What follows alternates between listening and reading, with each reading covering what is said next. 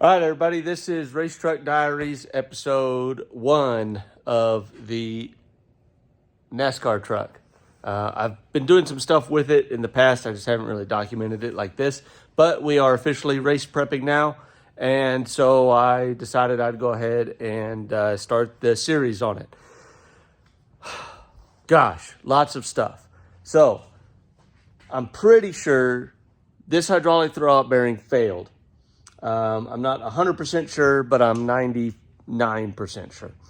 That required me to put a new hydraulic throwout bearing in the truck, which means you got to pull the transmission, you got to measure a bunch of stuff, you got to spend $300 to buy a really nice one because this is a high performance vehicle. So we're going to put quality parts in it whenever we are taking parts out. I had to use a ridiculous amount of shims. I don't like that. I may investigate if there's a shallower bell housing. They might fix that.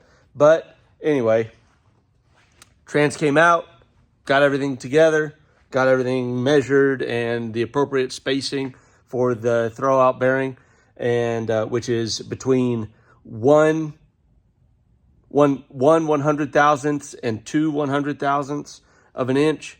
That's a really small amount. And we're sitting at like 183 thousandths or something like that of clearance. So anyway, that's a big process. There's some other videos out there in order to talk about that. But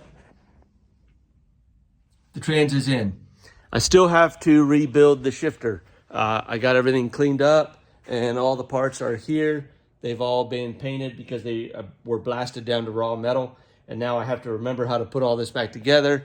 And hopefully I can use some of these new shims and then some of the other pieces. These are original pieces, but I think I can put a few new bolts and some new springs and all that. So my shifter should be pretty sweet. That shifter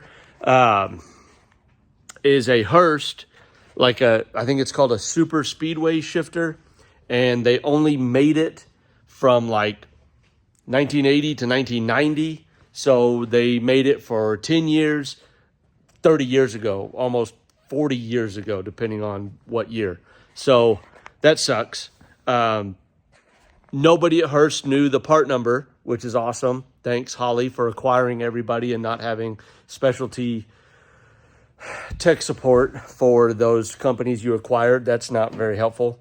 And I only found the part number for this shifter in one PDF on the internet from a place where you can't buy it from. It just happened to be on one line in their catalog.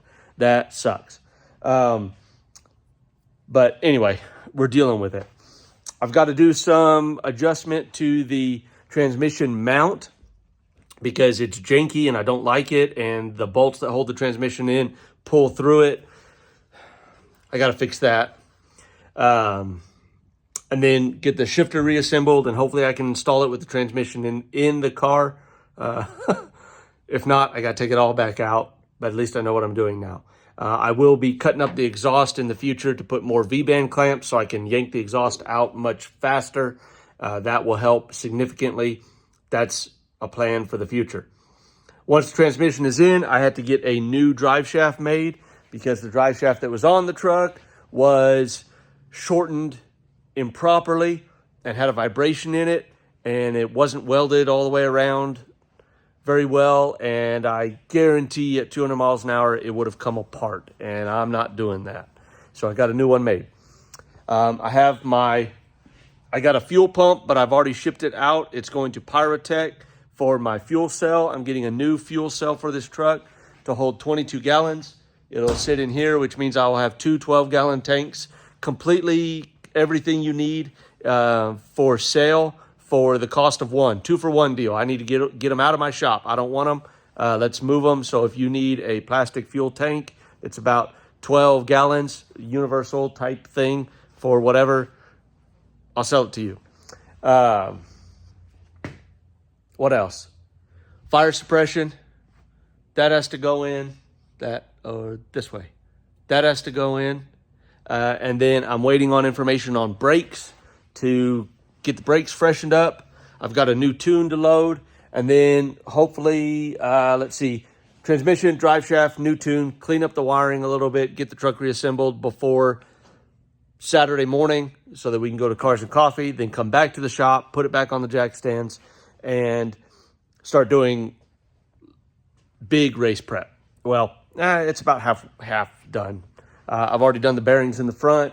I've got all my fluids. Everything's already changed except the transmission, which is empty, so I'll fill it with the appropriate fluid. And then the throwout bearing, and I'll get that plumbed. I've got these cool disconnects I need to get plumbed in. Let's see, what else? New air filter, I need to do that. I need to collect belts for spares. And then, hopefully in March, we will get all of the parts in and installed, fuel cell, rewiring, battery cutoff. I'm still working on that idea the way that I want.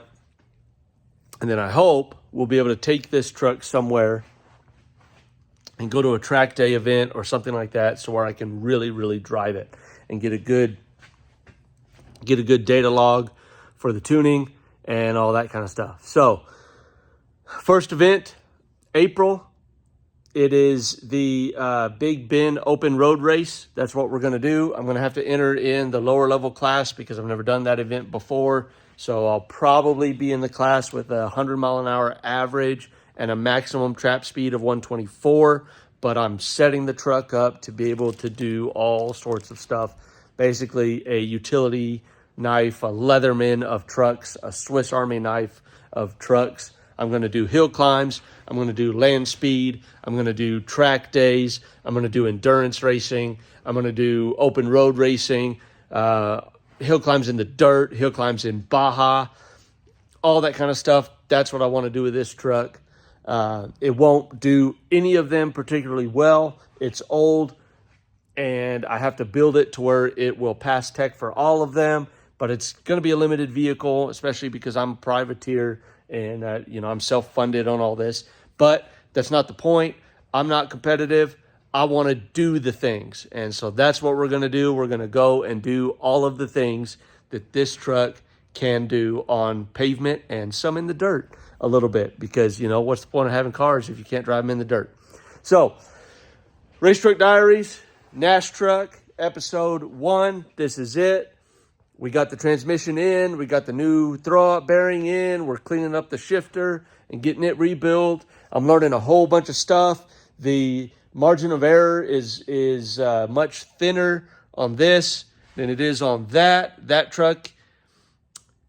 A mistake made in that truck is not as dangerous as a mistake made in this truck. So I'm paying a lot more attention. It's super cool. I love race car stuff.